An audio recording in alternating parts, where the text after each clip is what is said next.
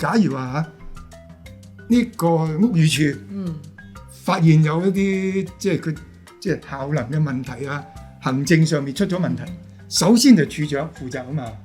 咁所以可能個處長上邊有個常秘睇嘅，但係咧，如果以而家呢一個即係推出嚟嘅呢個叫部門首長責任制咧，首先就有個部門首長佢就要負責。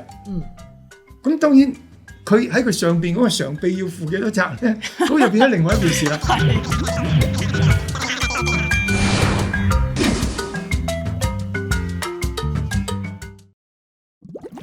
多謝你收睇我曾鈺成同埋 K 林志恩博士同你討論下香港拗緊乜嗱。舊年嘅施政報告咧，行政長官咧就提出咗部門首長責任制呢樣嘢。好啦，咁而家為咗推行呢個部門首長責任制咧，就公務員事務局咧就已經向立法會咧就提交咗，即係提出，就今年遲啲咧就會有一項嘅附屬立法，就攞嚟立法會咧就係為咗落實呢一個部門首長責任制嘅。咁我哋今日就討論呢個問題啦。係啊，咁啊呢個制度之下咧，有60幾個高級公務員咧會包括喺入邊嘅。咁當中咧亦都包括房屋署啦，同埋教育局嘅常秘書長。咁但係其餘嘅常秘咧就唔包括在內。咁所以咧有啲人就問啦，嗱，既然咧政治委任官員有政治委任制啦，咁部門首長即係 D6 級啦，主要有部門首長責任制去規管。咁點解唯獨 D8 級嘅大部分嘅常秘都冇一個新嘅制度去規管佢哋一啲譬如問責啊或者政策成效嘅即係影響，究竟有冇一個新嘅制度去規管佢哋啦咁樣？咁如果冇嘅原因係乜嘢咧？咁至於咧另一個問題都係我哋上次提過嘅，就係第2級嘅調查，即係話部門出現一啲重複性、系統性嘅問題嘅時候咧，其實司局長咧有權啟動一個調查啦。咁調查嘅細節咧，今次個文件都有嘅。咁但係亦都有啲人就問啦，究竟個調查咧會唔會公開俾公眾知道嘅咧？會唔會有報告我哋可以睇到嘅咧？咁我哋今日咧就同大家去拗下啦。嗱，曾生先講嗰個常秘嘅問題啦。咁其實咧成份文件咧本身咧我睇過咧，佢係冇特別有一個部分係講常秘嘅。咁啊去到咧有一啲議員啦去問嘅時候咧，咁啊或者記者問嘅時候啦，咁啊局長咧就即係公務員事務局局長咧就解釋咧，就話因為常秘咧佢主要係處理一啲政策制定嘅工作。咁啊我哋今次呢個部門首長責任制咧就主要係管緊部門入邊嘅一啲行政上面問題啦。咁所以常秘就唔包括喺入邊嘅。咁呢個講法解唔解得通咧？你覺得？因為而家講緊嘅咧係叫做部門首長責任制，所以關鍵咧就係呢一個公務員或者正話你提出嚟嘅咧，某一位常秘，佢到底係唔係部門首長咧？咁咁特別講到話呢個房屋同教育呢個我理解嘅，因為呢個有個歷史嘅嗰個原因。過往咧即係而家叫教育局啦，以前叫教育統籌局啦。教育局同埋教育署咧係兩個唔同嘅層級嚟嘅。咁啊，教育署就係嗰個部門啦，就係政府部門啦。咁啊有個教育署長嘅。咁啊同樣房屋署就係個政府部門啦。咁有個房屋署長嘅。好啦，但係而家咧嗰個教育局同房屋局都有一個常秘。咁個教育署長咧就由嗰個房屋局嘅呢個常秘咧係做咗嘅。咁所以變咗房屋局嗰啲常秘咧就變咗部門主管咯。佢就真係嗰個教育署嗰個部門，即係以前嘅教育署啦，個部門嘅主管啊嘛。咁佢咪屬於即係入咗呢個範圍咯，即係部門主管。同樣房屋亦都一樣咁樣。咁但係嗱，好坦白講，我就唔係太清楚咧，其他局佢嗰啲常秘嘅具體嘅分工係點，因為有啲一個局有可能有多過一個常秘嘅。譬如發展局有幾個常秘。係啦，咁嗰啲常秘每個常秘係負責咩嘅咧？咁可能公務員事務局局長嘅意思咧，係話因為佢唔係具體負責去管一個部門啊，變咗佢就唔係屬於個部門主管啦。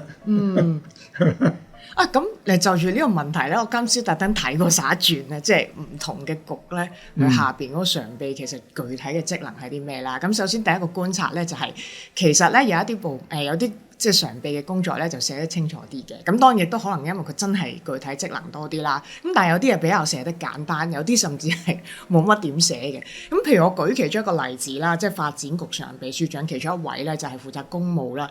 其實咧我如果仔細睇咧，我又覺得一啲部門入邊嘅管理事宜咧，佢都有牽涉在內嘅喎。因為佢其中一個職能咧就係關於處理建築署啦、土木工程拓展署啦、渠務署啦、機電工程署同水務署嘅內部管理事宜，咁同埋有啲所謂叫 succession planning 咧，其實佢都有份嘅。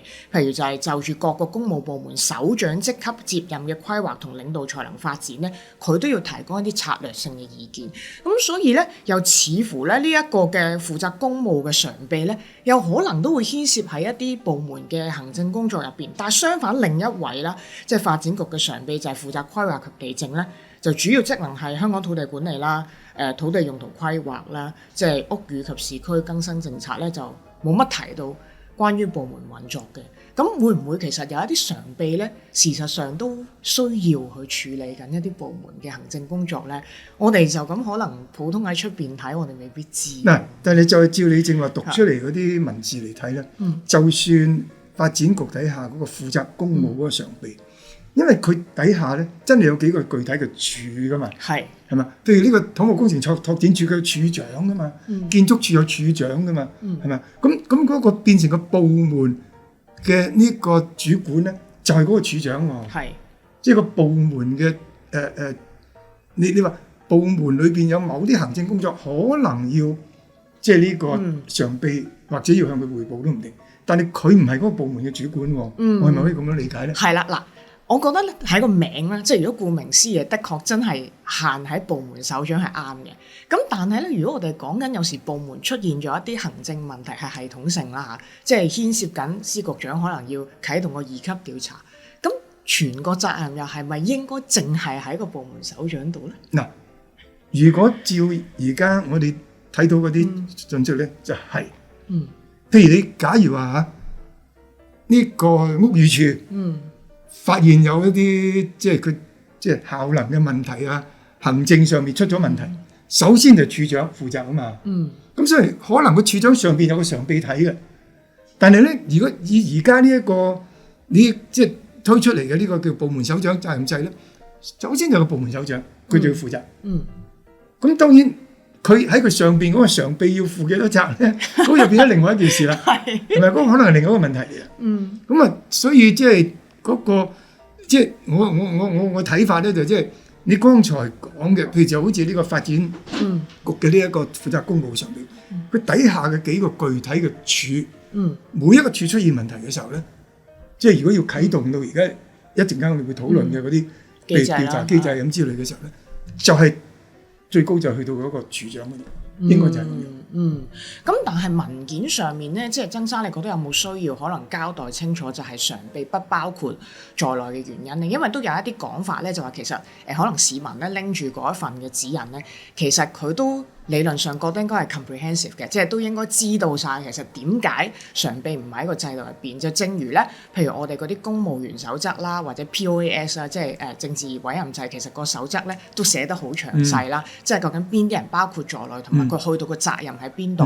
咁我就諗緊，即係之後需唔需要有一啲嘅修訂，就係都解釋埋點解常秘唔包括喺入邊咧？咁當然咧，亦都官員佢口頭上有講到啲原因嘅，例如咧就係佢哋提到，其實咧常秘基本上每日都會見到個局長啦。咁如果個常秘真係有問題咧，其實局長理論上都已經會察覺到，同埋就係嗰個佢哋寫嗰個 review 其實主要都係局長負責去評核嗰個常秘㗎嘛。咁所以咧就有所謂叫既定機制啦。咁但我就覺得，如果係俾公眾去知悉嘅話咧，理論上都應該要寫清楚翻啲。我唔知我有冇睇漏咗。而家我哋講緊係部門首長責任制咁，政府係應該有一份文件，個標題就係部門首長責任制，即係等於當年我哋行嗰個即係一般叫做呢個高官問責制啦。即係 POAS 有一份嘢㗎嘛。咁有份嘢㗎嘛，就係解釋乜嘢叫做呢個咁樣嘅制度啊嘛。咁而家既然叫部門首長問責制，係咪應該亦都有份文件咧？到底政府出咗未咧？呢個我就係唔知。我哋而家睇到立法會嗰份係咪就係嗰份？唔係咯，嗰份唔係，咁就應該未啦。嗰份就佢係介紹咩啫嘛，即係佢因為而家俾立法會一份文件咧，基本上就係因為政府6月份佢就要提出呢一個嗰個即係叫做調查規例啦。咁嗰個咧係用，就算係用 negative vetting 啦，即係先叫咩？即係先通過後審議，係啊，先通過後審議，即係咁樣。雖然係咁，你都要俾立法會即係睇噶嘛。咁佢即係預告先，咁樣。咁所以嗰份文件主要就講嗰個規例嘅。我覺得好啦。咁但係對於呢個什麼是部門首長責任制咧？你既然係一個新嘅嘢，既然係行政長官舊年講過，佢經過反覆思考，仲要擠喺行穩致遠一國兩制，好重要嘅一樣，好重要。咁既然咁重要嘅一個新嘅一個制度，係咪應該有一份比較完整嘅説明？嗱，如果有呢個説明咧，開宗明義就定義咩叫部門首長。我哋期望你應該列晒出嚟啦。喺呢個文件底下，部門首長係咩意思咧？咁你講，即係有啲釋義喺度，係一定要，係咪一定要？啲部門首長係乜嘢？咁啊，即一眼就見到晒你到底部門首長意思。嗱，定義咗部門首長咧，唔等於話嗰個制度本身就淨係關乎佢定義咗部門首長嗰個框框裏邊嘅嘢，因為而家即係就喺上個禮拜嗰份文件咧都有講到，你除咗部門首長之外，其他各級嘅公務員咧，即係個部門裏邊嘅人員咧，都有責任去分級別嚟到進行一啲行政管理工作嘅。即係譬如副處長啊、助理處長咁嘛，都有嘅。咁樣咁所以唔係淨係部門首長先至受呢個新嘅制度嘅嗰個約制，你其他都有嘅。咁但係你列晒出嚟之後就清楚啦。咁零零舍舍有一啲，譬如某一啲常秘，佢根本唔係個部門首長嗰個定義，亦都唔屬於一個部門裏邊幫輔助呢個部門首長嚟到去進行呢啲行政管理工作，咁咪唔喺呢個計劃裏邊咯。係啊，因為譬如我頭先又再睇啦，即係譬如可能醫衞局個常秘咧，又有一啲好似同即係處有關，譬如監督衛生署同醫管局嘅工作，咁即係又等於涉唔涉及一啲即係內部行政管理咧？咁我諗呢度都要列得清楚，因為有一啲常秘就比較明顯，佢個就咁睇字面職能咧，就理論上同嗰啲處冇乜關係，咁所以呢個係第一點啦。咁另一點咧，我哋都去討論咧，頭先曾生都有預告咧，就係關於個第二級調查嗰度。咁因為而家佢分咗2級調查機制啦，咁第一級基本上我哋上次傾過啦，就係嗰個部門首長佢自發地佢發現即係部門入邊有一啲行政問題喎，咁佢自己去查啦。咁另一種咧就係可能牽涉個部門首長本人嘅，咁就局長司局長有機會即係佢可能啟動個2級機制啦。但係呢度咧，我啱啱又諗到一個問題。嗱，既然咧其實即係處長理論上啦係 under 常秘嘅，點解唔係由常秘去啟動個調查機制，要由司局長去啟動咧？咁嗱咁樣，所以呢個又係嗰個權責劃分得到底清唔清楚嘅問題。你嗰個常秘就算譬如就係講又用翻你正話嘅例子，即係喺發展局底下嘅嗰個負責公務嗰個常秘，到底佢話佢都要有一個監督佢底下幾個處嘅作用，咁佢到底係去到咩地步咧？咁我就覺得即係由司局長甚至行政長官都可以噶嘛，嚟到啟動咧，就因為嗰個咧係喺嗰個你可以直情就係公務員嘅體系之外，係嘛？即係佢譬如你司局長咧，佢就係政治問責官員啦，佢就喺個公務員體系之外。咁我認為咧，由嗰個即係嗰個級別嘅人，或者話係嗰啲部門嘅人嚟到去啟動，我覺得有佢合理性，即係佢自己內部我自己處長都搞得掂啦。部門首長我已經可以查啦，我咪自己去查咯。如果發覺唔得，咁咪由一個嗰個系統外部即係另外一邊喺呢啲政治問責官員嗰度嚟到啟動個調查，我認為有佢合理性嘅。咁但係呢個調查咧，即係究竟係咪公開咧？嗱，我哋知道即係公務員敘用委員會擴大咗職能，會去有一啲調查權喺嗰度啦。咁但係成個譬如調查過程啊等等，究竟係咪公開咧？而家似乎我哋又仲未知嘅。如果睇嗱，我諗到嗰個附屬立法嚟到即係立法會嘅時候，即係今年6月嗰條即係所謂公務員敘用委員會調查規例嗰啲嗰個即係個文件出咗嚟咧，或者會睇得清楚啲啦。而家如果從上個禮拜嗰份文件嚟睇咧，就睇唔到佢會有任何公開嘅呢個活動嘅。嗱，佢嗰啲調查咧，唔係好似立法會嗰啲專責委員會咁，係公開聆訊，冇話要咁嘅喎。係咪啊？咁啊，到調查完咧，有個報告咧，就直接交俾嗰個啟動嗰個調查嘅嗰個官員嘅喎。譬如如果局長、司長啟動嘅咧，就交翻俾局長、司長；如果係行政長官啟動嘅咧，就交翻俾行政長官。咁同時咧，亦都交俾嗰個敘用委員會本身嚟到去可能要審議通過咁之類啦。咁但係冇話係一定係一個公開文件嚟嘅。係啊，亦都可能有一種情況就係，譬如上次物流署嗰個處理，咁當然佢就即係嗰陣未有呢個部門首長責任制啦。咁但係嗰陣我哋其實都睇唔到嗰份報告嘅，但我哋就聽到一啲口頭上面即係調查個結果咯。咁會唔會又係呢種形式咧？咁我哋即係暫時未清楚啦。咁但係呢度都牽涉另一個問題咧，就係都有一啲嘅市民就問啊，就話：咦，其實咧兩層嘅調查會唔會都係政府所謂叫自己去內部查自己嘅咧？究竟出邊嘅啲機構，包括立法會有冇權去啟動整個調查啦？咁嗱冇啦，係咪？即係我哋知道直接嘅啟動調查權係冇。咁但係我亦都諗緊咧，可唔可以立法會一個叫建議調查權咧？即係話如果政府可能有一啲市民嘅觀感覺得，哇真係好嚴重喎，你都仲唔啟動？即係立法會有一個詢問或者建議嘅權利。咁政府嘅責任就係解釋啦，點解一個咁嚴重嘅問題都唔啟動2級調查咧？即係我覺得立法會可能都需要有一個咁嘅功能喎，係咪？第一，我認為你睇翻舊年行政長官喺施政報告提出，至到上個星期嘅呢個文件咧，政府嘅成個理念咧，內部調查，呢個內部調查係政府內部自己啟動，然後就完咗之後咧，個調查結果亦係留翻政府內部處理，唔係佢交咗之後，譬如話根據呢個調查結果，有冇邊啲人係需要點樣行政處理或者紀律處分嘅咧？政府自己內部係根據調查結果，佢自己決定你都做，係咁樣內部。第二咧，立法會咧，簡單啲講，你係冇權去啟動，即係你唔能夠話立法會我通過一個決議案，就話政府必須啟動，咁政府就要聽，冇呢樣嘢。冇呢樣嘢。但係當然你立法會咧，你任何嘢立法會都可以，即係對政府咧，你可以話施加啲政治上邊嘅壓力。譬如我立法會，我動議一項嘢，話呢件事本會認為政府應該調查，冇法律約束力嘅。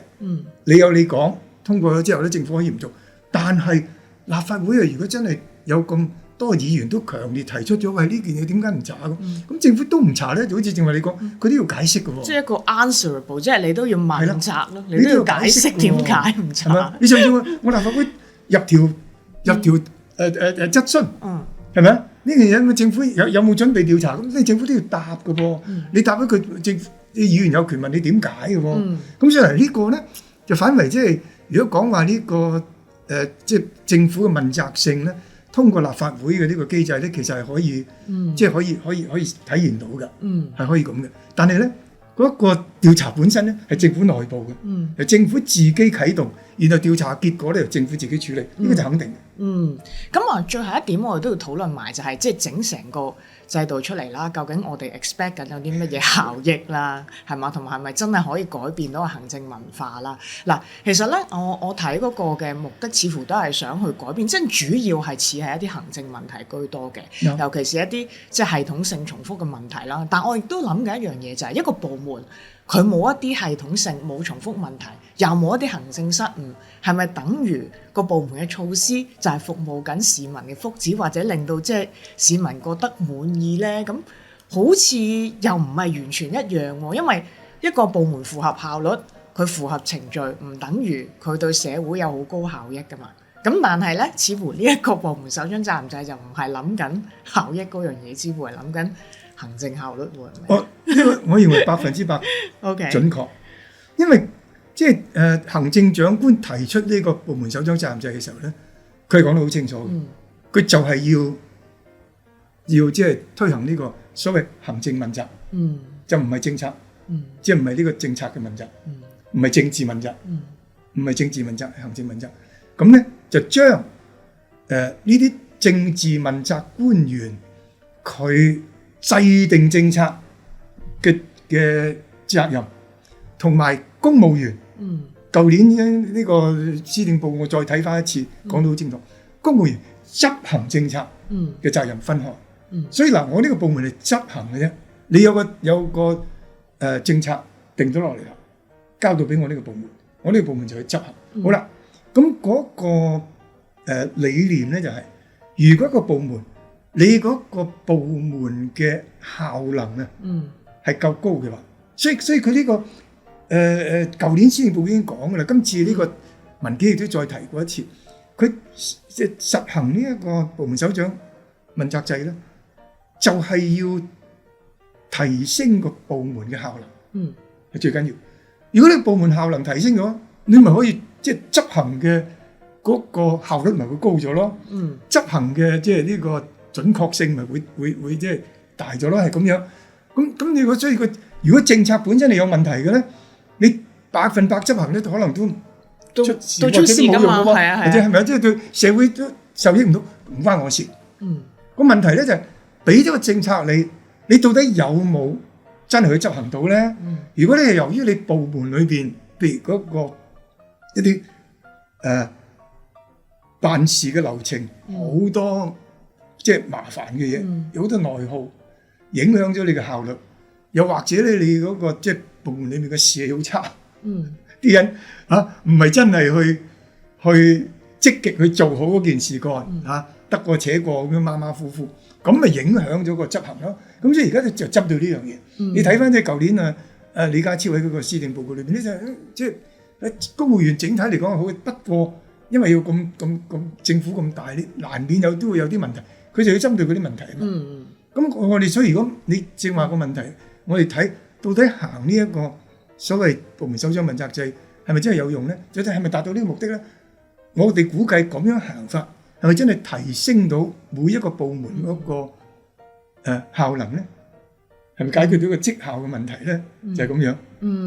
所以我諗咧，可能去到嗰個詳細嘅文件寫或者政府要多作解釋嘅時候咧，其實都可以俾一啲情景啲市民，就係究竟咩情況先叫部門首長佢要處理一啲行政問題？譬如我可能諗係一啲可能發牌好慢，或者啲投訴堆積咗好耐都唔處理，或者可能有一條路，譬如我哋以前成日講點解有啲天橋啊或者掘地搞咁耐都未起完咧？咁呢啲我諗係好典型嘅一啲行政上邊嘅失誤或者延誤問題啦。咁但係去到一個政策層面，因為我哋始終講緊部門首長責任就係連接緊個問責制啊嘛，即係呢個李家超都好強調啦。兩者點樣連接咧？咁我諗喺個實踐上面又好，喺個解釋上面又好咧，其實都要有多一啲嘅即係 scenario 俾市民知道究竟點樣連接咯。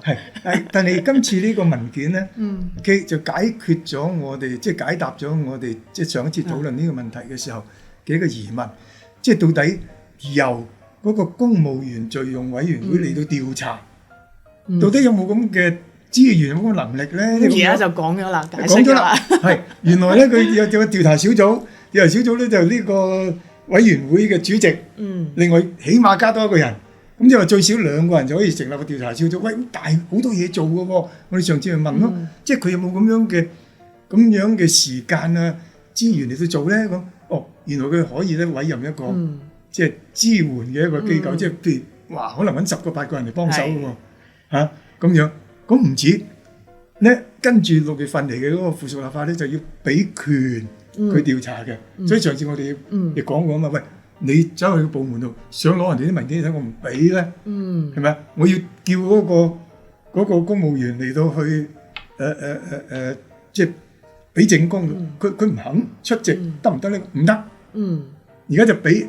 賦予佢法定嘅權力唔止，而且咧唔係淨係嗰2個人做，即係嗰個小組，佢仲有呢啲權咧可以轉授俾嗰啲即係嗰個工作小組嘅，仲要揾到啲專家嘅，可以喺外邊聘個專家入嚟嘅，咁啊嗰個專家同埋工作小組都有呢個權我傳召證人你唔能夠唔嚟，我調你啲文件你一定要俾我，係咁嘅。咁嗱咁咧就清楚好多。咁有矛盾指數點比咧？今次我諗我都係俾4啦，即係因為咧仲有啲問題真係要等佢具體嗰啲法例嚟到，大家見到咁先至知。咁同埋咧好自然咧，啲人就會將而家呢個所謂制度咧，就用嚟去擺喺已經發生咗嘅事嗰度。譬如宏福苑啊，譬如宏福苑啊，嗰啲咩水係物流署啊，物流署啊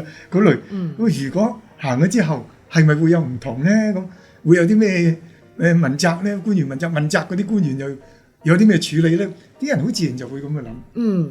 我都會俾到4啦。咁除咗頭先我哋提到啦，就話即係當然法例佢主要係交代個2級調查同埋個罪用委員會嘅一啲新增嘅權力啦。咁但係去到一啲咧再細節咧，其實我都希望真係有份 code 係可以寫得好清楚，究竟係包括邊一啲嘅即係官員喺入邊啦，同埋唔包某一啲常備嘅原因究竟係乜嘢。咁另外咧，我諗即係物流署個事件咧，同埋即係宏福苑事件，其實都再加埋啦，即係呢一個嘅暫制嘅出台咧，其實都令到公眾咧對於公務員嗰個即係期望高咗嘅。咁尤其是上次物流署啦，其實即係最後冇一個嚴重懲處啦，只不過就係物流署署長其實係唔知情嘅，咁佢只不過係冇咗某一啲獎勵啫，就冇話有一個懲罰喺度。咁我諗即係公眾可能都即係對於個制度期望都會有喺度嘅，咁所以即係希望咧，即係政府會再詳細交代下嗰個制度細節啦，尤其是就係咩情況之下咧，先叫做係即係受呢一個制度嘅規管咧咁樣。咁唔知大家點樣睇